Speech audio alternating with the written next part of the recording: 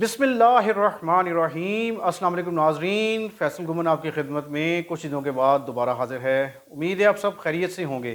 ناظرین، بہت سارے قصے ہیں، بہت ساری کہانیاں ہیں، بہت ساری خبریں ہیں۔ بین الاقوامی لیول پہ دیکھیں یا پاکستان لیول پہ دیکھیں، کتنی خبروں پہ تجزیے کیے جا سکتے ہیں۔ میرا خیال ہے کہ اگر تجزیے کرنے ہم بیٹھیں پاکستان کے حوالے سے یا پوری دنیا کے حوالے سے تو وہ ختم ہی نہ ہوں، ٹاپکس بھی ختم نہ ہوں۔ آج سب سے بڑی جو خبر دنیا کی ہے وہ آپ کو پتہ ہے ناظرین، کہ ایران کا اسرائیل پہ اٹیک کرنا ہے۔ اسرائیلی میڈیا دعویٰ کر رہا ہے کہ انہوں نے 99% ان کے جو ڈرونز تھے اور میزلز تھے ان کو جو ہے کاؤنٹر اٹیک میں ختم کیا ہے۔ دوسری طرف اس جو ایران کا دعویٰ ہے کہ جی ان کا جو ٹارگٹس 50% جو ٹارگٹس تھے وہ اچیو ہوئے ہیں اور انہوں نے ڈیمیج کلیم کیا ہے۔ ناظرین، آج میں ایران اور اسرائیل کی بات نہیں کروں گا، فلسطین کی بات نہیں کروں گا، اس پہ پھر کسی دن بات کر لیں گے۔ پاکستان کے ہی اتنے مسئلے مسائل ہیں کہ ہم پاکستان کے ہی ایشوز کو اگر لے کے چلیں تو اس میں ہی آپ 24 گھنٹے آپ کو صرف اس دن کی ایک دن کی ڈیولپمنٹس کو ڈسکس کرنے میں لگ جائیں۔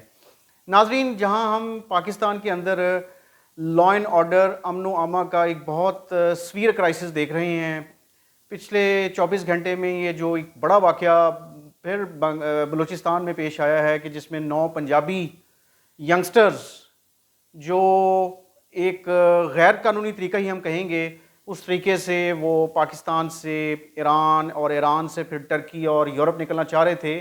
اپنی فیوچر کو سیکیور کرنے کے لیے۔ فائنلی ان کو بلوچ لبریشن آرمی نے شاید کلیم کیا ہے کہ انہوں نے ان کو تفتان جاتے ہوئے بس سے اتار کے اور ان کو گولیاں ماری ہیں، اور پہلے ان کے شناختی کارڈ، آئیڈینٹیفیکیشن کارڈز چیک کیے کہ یہ پنجابی تھے۔ تو ناظرین،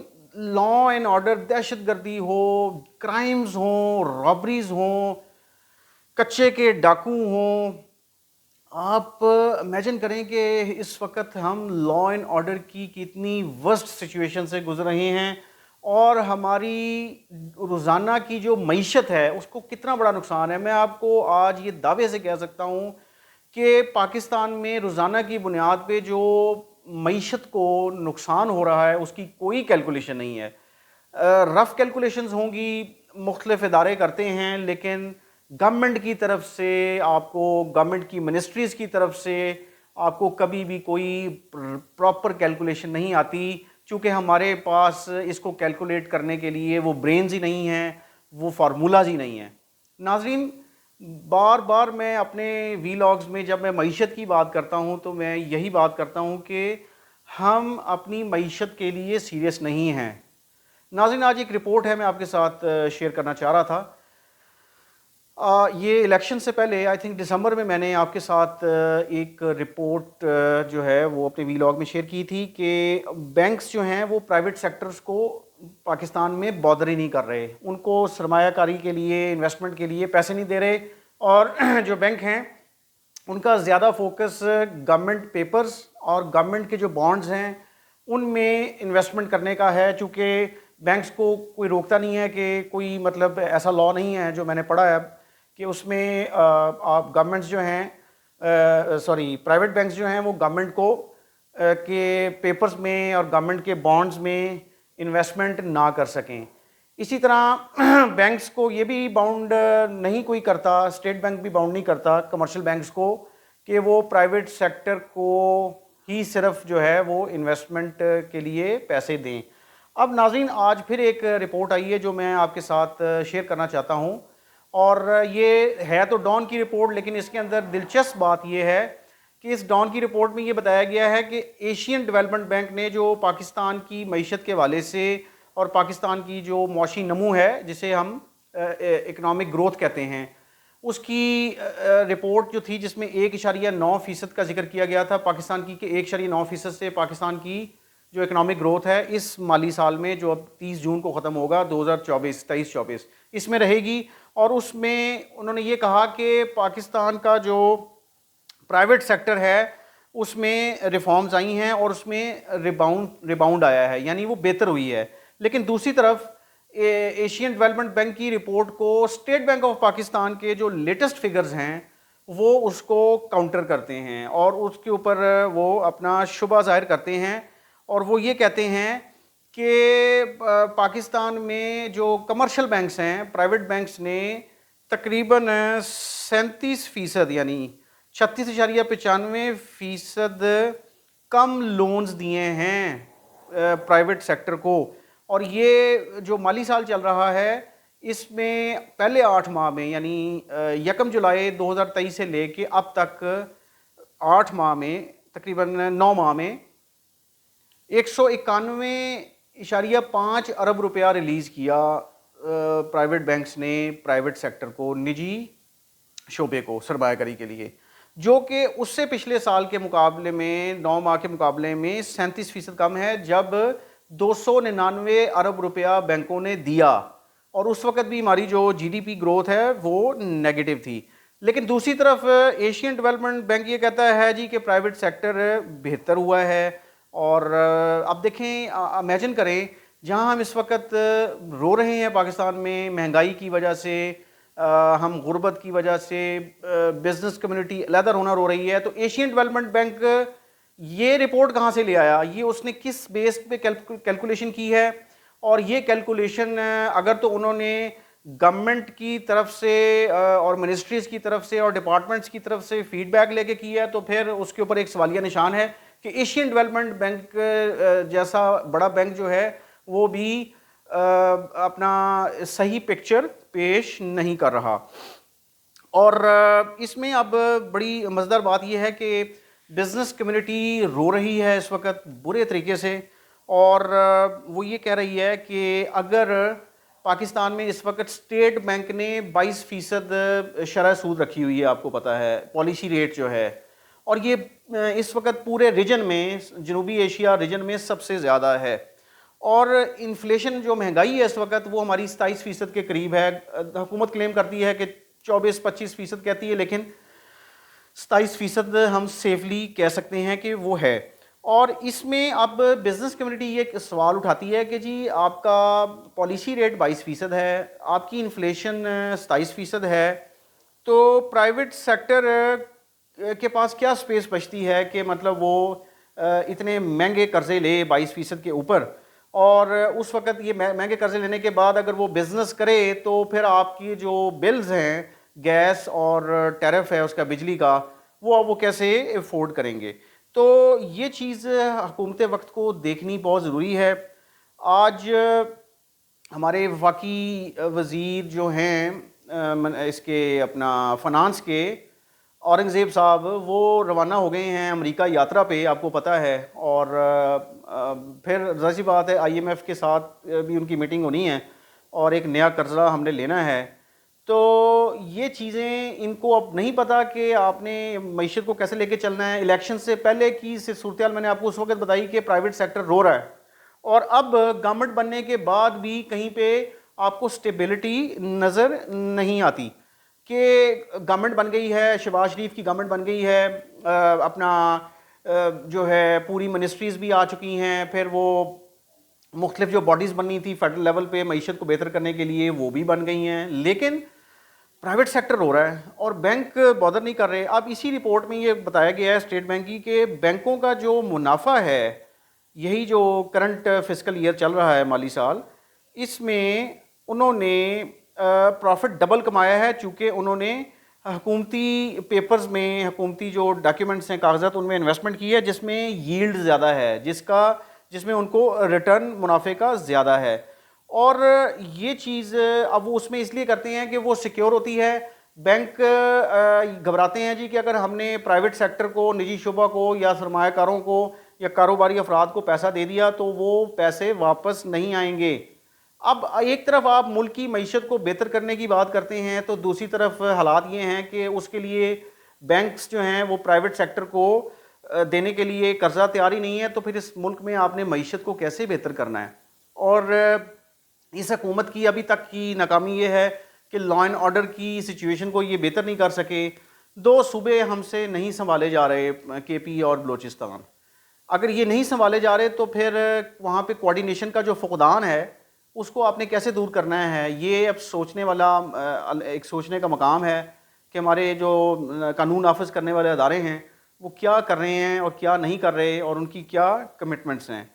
اب اسی رپورٹ میں ناظرین میں آپ کو بتاتا چلوں آپ کی نالج کے لیے کہ کچھ بینکرز اور تجزیہ کار یہ کہتے ہیں کہ high cost of doing business, یعنی اس وقت جو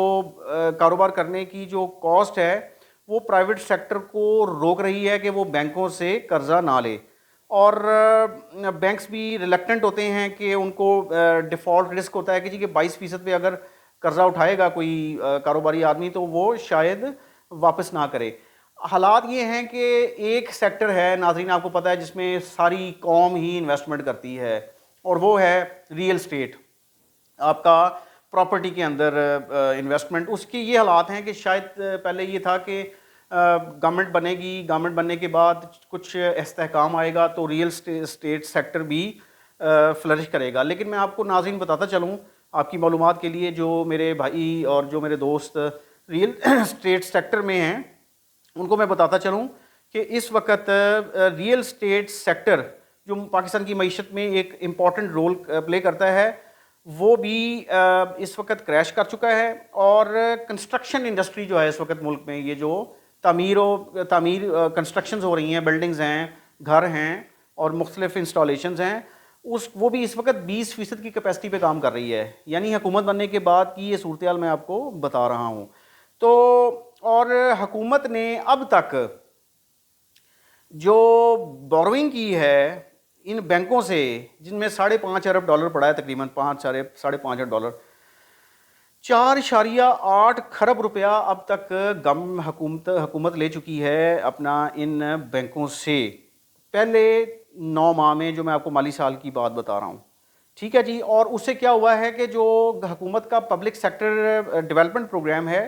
اس کے اندر بھی کٹ لگا ہے، جس میں آپ ترقیاتی منصوبے لے کے چلتے ہیں، ترقیاتی منصوبے ان کے اوپر انویسٹمنٹ کرتے ہیں، اور وہ بھی اب کمپرومائز ہو گیا۔ یہ حکومت کہاں سے اپنے آپ کو اب پیروں پہ کھڑا کر کے اور دعویٰ کرے گی کہ ہم نے چیزوں کو بہتر کرنا شروع کیا؟ ابھی تو بہتری کے امکان نظر ہی نہیں آتے۔ اس کے بعد اب بات کریں کہ پرائیویٹ سیکٹر میں یہ تجزیہ کار یہ کہتے ہیں کہ جنرل الیکشنز کے بعد ہم سوچ رہے تھے کہ شاید چیزیں بہتر ہوں گی، لیکن لا اینڈ آرڈر اب سب سے ایک دوسرا فیکٹر ہے کہ وہ روک رہا ہے اس وقت سرمایہ کاروں کو کہ وہ انویسٹمنٹ کریں یا تاجر برادری جو ہے وہ مزید اپنے کاروبار بہتر کریں جس سے ملک کی معیشت بہتر ہو۔ تو اب لا اینڈ آرڈر کراچی کا نہیں سنبھالا جا رہا، یہ بزنس کمیونٹی کہہ رہی ہے جی کہ کراچی کا لا اینڈ آرڈر نہ سنبھالنا، اس کا مطلب یہ ہے کہ آپ کی 70% جو معیشت ہے وہ کراچی رن کرتا ہے، پورٹ سٹی ہے، تو آپ کیسے اپنی کاروبار بہتر کریں گے، کیسے اپنی آپ معیشت کو بہتر کریں گے؟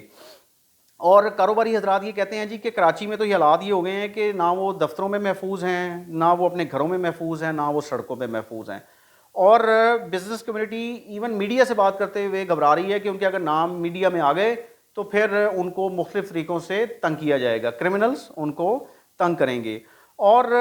یہ اب اس رپورٹ میں یہ بھی بتایا گیا ہے، ڈان کی رپورٹ میں، کہ بہت ساری فیملیاں جو کاروباری حضرات ہیں اسپیشلی کراچی اور ریسٹ آف پاکستان بھی، وہ اپنی فیملیز کو شفٹ کر چکے ہیں دبئی یا کینیڈا، اور بہت سارے بزنسز جو ہیں وہ دبئی شفٹ ہو گئے ہیں۔ یہ میں نے اپنے ایک وی لاگ میں آپ کو پہلے بھی بتایا تھا ناظرین کہ اپنا اس وقت صورتحال یہ ہے کہ کاروباری جو لوگ ہیں پاکستان میں وہ اتنے انسیکیور ہو گئے ہیں کہ وہ کہتے ہیں جی اب پاکستان سے نکلو اور جا کے دنیا کے مختلف ممالک میں انویسٹمنٹ کرو، جس میں دبئی ہے، کینیڈا ہے، اور اس کے علاوہ ٹرکی ہے، بنگلہ دیش ہے، اور دیگر ملک ہیں یورپ کے اور ایشیا کے۔ تو اب یہ حالات اگر رہیں گے ناظرین، یہ حکومت کیا کرے گی؟ یہ حکومت تو پھر ابھی تک اس حکومت کو یہ نہیں سمجھ آ رہی کہ ہم نے چیزوں کو بہتر کیسے کرنا ہے۔ ٹھیک ہے، ہم کہتے ہیں جی ہم نے ٹائم دیتے ہیں، ٹائم لے لے، ابھی 3 مہینے لے لے، کوئی پرائم منسٹر صاحب ٹارگٹ سیٹ کریں، شہباز شریف اور ان کی پوری جو کیبنٹ ہے اور اکنامک کوارڈینیشن کمیٹی ہے، پھر SIFC کا پلیٹ فارم ہے جس کے اندر ملٹری لیڈرشپ بھی موجود ہے، اور آپ نے سرمایہ کا ایک طرف آپ کہتے ہیں جی کہ آپ نے یہ اسپیشل انویسٹمنٹ فیسیلیٹیشن کونسل جو ہے